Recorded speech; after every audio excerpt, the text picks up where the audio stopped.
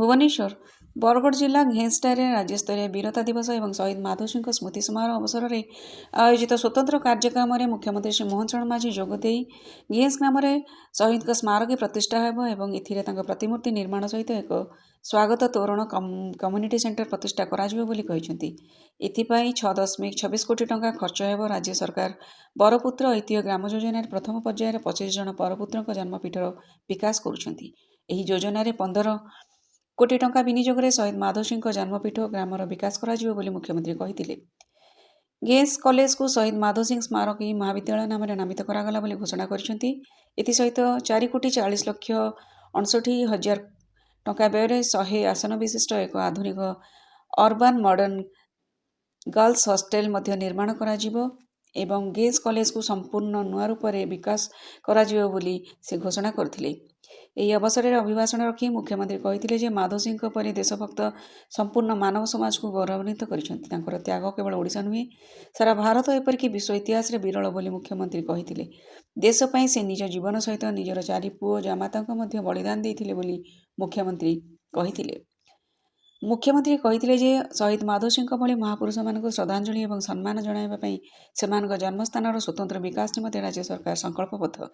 आम सरकार आसिया परे महापुरुष मानक साधना त्याग समाज थिबा अवदान को नूतन पीढ़ी सह परिचय कराई सेमानक मध्य ओडिया अस्मिता और स्वाभिमान बोध भरिदेवा उद्देश्य अनेक योजना पदक्षेप ग्रहण करिसेंती। घेंसर एही महानायक को यथाचित सम्मान देवाई जन्मपीठ घेंस को बरपुत्र ऐतिह्य ग्राम योजन सामिल कर माध्यम शहीद जन्मपीठर विकास कर मुख्यमंत्री कहते।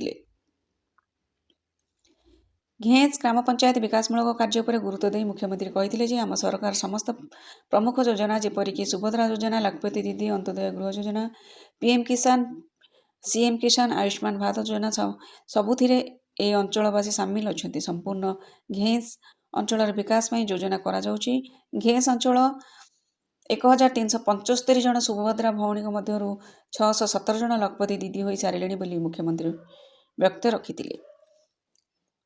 कार्यक्रम परिसमाप्ति पर मुख्यमंत्री शहीद माधव सिंह बासगृह परिसर में परिवार वर्ग को भेटी।